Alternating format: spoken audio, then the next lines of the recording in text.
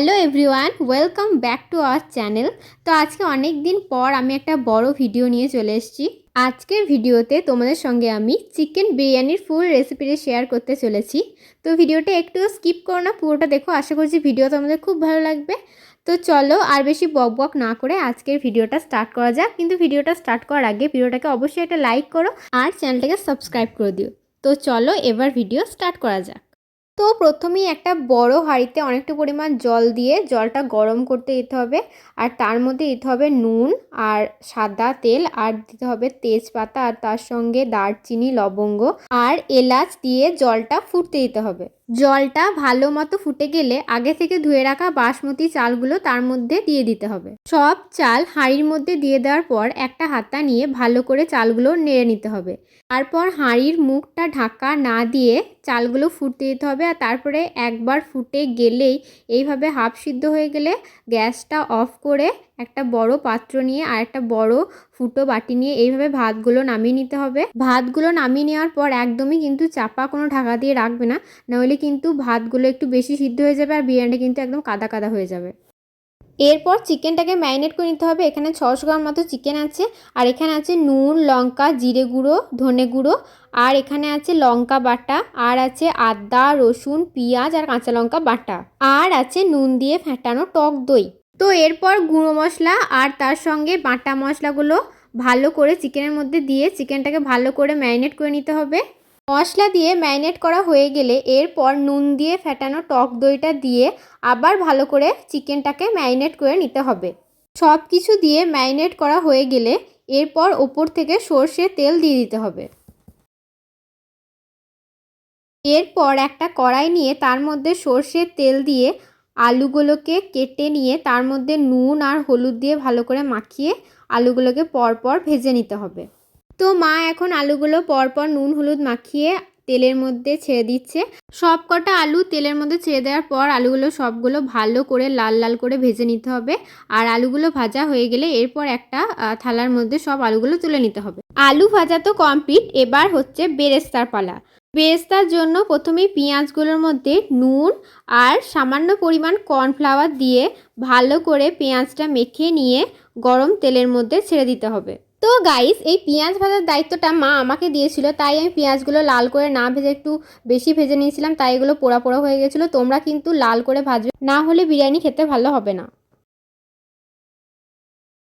এরপর দারচিনি, এলাচ, লবঙ্গ হালকা করে ভেঙে নিতে হবে।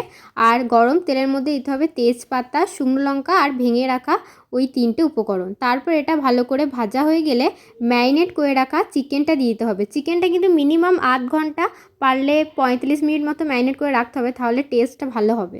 এরপর চিকেনটাকে ভালো করে কষে নিতে হবে। বারবার চিকেনটাকে ঢাকা দিয়ে দিয়ে কষে নিতে হবে যতক্ষণ না চিকেনটা হাফ কুক হয়ে যাচ্ছে।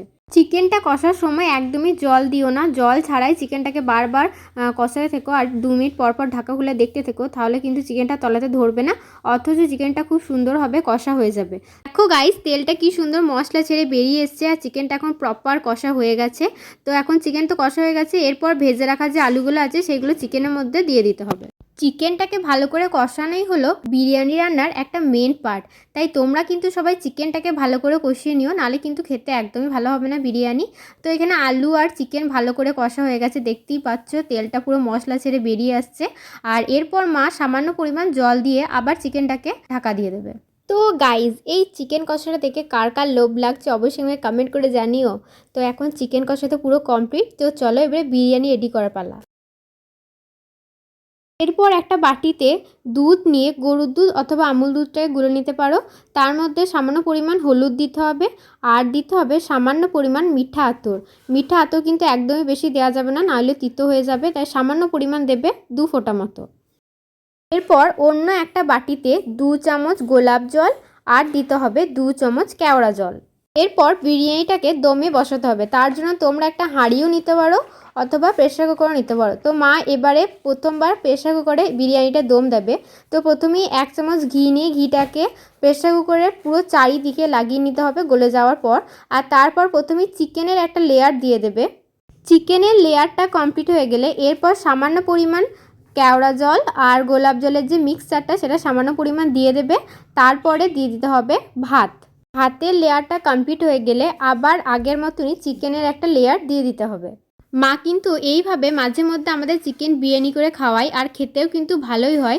তোমরা অবশ্যই এই রেসিপিটা ট্রাই করে দেখো। তো চিকেনের লেয়ার তো এখন কমপ্লিট হয়ে গেছে। তো এরপর ওপরে দিয়ে দেবে মা বেরেস্তাগুলো।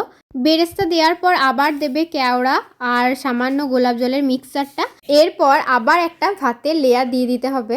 ভাতের লেয়ারটা কমপ্লিট হয়ে গেলে যে রোজ আর কেওড়া ওয়াটারটা বেঁচে ছিল সেটাকেও পুরোটা দিয়ে দিতে হবে, আর তারপরে দিয়ে দিতে হবে বেরেস্তা, আর তারপর দিতে হবে দুধের যে মিক্সচারটা আগে থেকে তৈরি করে রাখা হয়েছিল সেই মিক্সচারটা।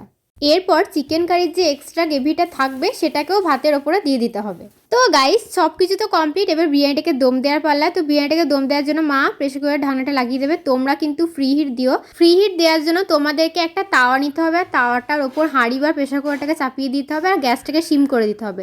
তাওয়াটা কিন্তু অবশ্যই লোহার তাওয়া নিও। আর দেখো গাইস আমাদের বিরিয়ানি একদম রেডি হয়ে গেছে, আর এখানে ভাইকে দেখো, ভাই তো পুরো নাচানাচি স্টার্ট করে দিয়েছে।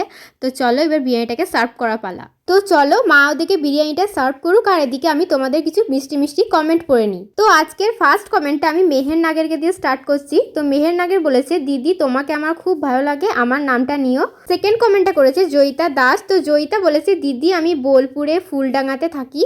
তো গাইস তোমরা এভাবেই কমেন্ট করতে থাকো আর পাশে থেকো, আমি পরপর অন্য ভিডিওগুলোতে তোমাদের কমেন্টগুলো পড়ার চেষ্টা করব।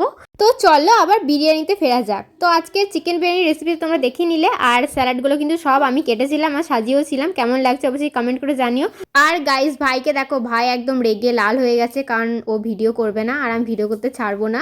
তো চলো যে রান্নাটা করেছে তার রিভিউটা একবার নেওয়া যাক। কেমন খেতে হয়েছে? ভালো হয়েছে। ভালো হয়েছে। চলো সবার ভিডিও করা কমপ্লিট, এবার আমার টেস্ট করা পালা। অনেকক্ষণ ধরে ওয়েট করে আছি। তো চলো এবার খেয়ে দেখি বিরিয়ানিটা কেমন হয়েছে। বিরিয়ানির রাইসটা কতটা ঝুরঝুরে হয়েছে সেটা তোমরা দেখতেই পাচ্ছ, আর আলুটাও একদম সফট হয়ে গেছে। আর চিকেনটাকে দেখো গাইস, চিকেনটা কতটা জুসি হয়েছে তোমরা একটু পরেই দেখতে পাবে। আর আমার পাতে পড়েছিল লেগ পিসটা, দেখতেই পেলে তোমরা, হাত দিলেই একদম ছেড়ে গেল চিকেনটা। তো চলো আর বেশি বক বক না করে এবারে খাওয়া যাক। আর ভিডিওটা এডিট করতে করতেও আমার একদম লোভ লেগে গেল। তোমরা অবশ্যই একবার বিরিয়ানিটা এভাবে বানিয়ে দেখো। তো চলো দুপুরের লাঞ্চটা কমপ্লিট করে বাকি যা যা করবো তোমরা সবাই দেখতে হবে। দেখতে থাকো ব্লগটাকে।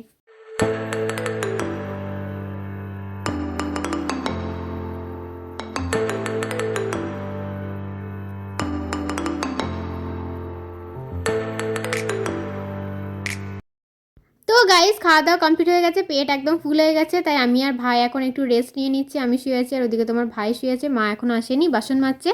আর বিকেলবেলায় উঠে একটু রেডি হয়ে নিয়েছি, কারণ আমি এখন অর্কদের বাড়ি যাব, মানে মাইমাদের বাড়ি যাব। কারণ অর্কর তোমার পা পুড়ে গেছে, ও তোমার গরম চায়ে পা পুড়িয়ে ফেলেছে, একদম সাংঘাতিকভাবে পাটা পুড়িয়েছে। ওই জন্যই আমরা দেখতে যাবো সবাই মিলে। তো এখন সবাই প্রায় রেডি হয়ে নিয়েছি। মা একটা স্ক্রাঞ্চি খুঁজছে, কারণ মাইমা একটা স্ক্রাঞ্চি নেবে বলেছিল।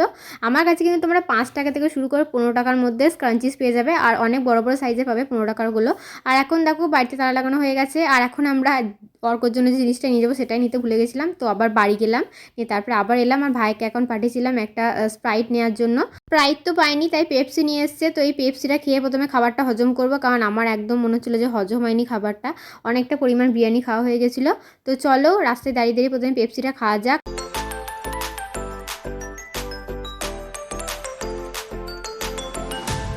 তো গাইস মার বাড়ি চলে এসেছি, আর অর্ককে দেখো বসে আছে আর একটা পিচবোর্ড ডেকোরেট করছে। ও কিন্তু খুব ভালো হাতের কাজ জানে, আর মাইমা দেখো কত খাবার দিয়ে দিয়েছে।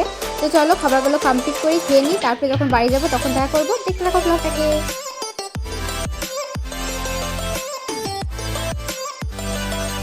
তো গাইস আমাদের ঘোরাফেরা সব কমপ্লিট, এখন আমরা বাড়ি চললাম। তো আজকের ভিডিওটা কিন্তু এতটাই, ভালো লাগলে অবশ্যই একটা লাইক করো, কমেন্ট করো, আর চ্যানেলটাকে সাবস্ক্রাইব করতে একদম ভুলো না। আবার দেখাবো এরকম একটা ভালো ভিডিওর সঙ্গে। আপাতত টাটা, খুব ভালো থেকো সবাই।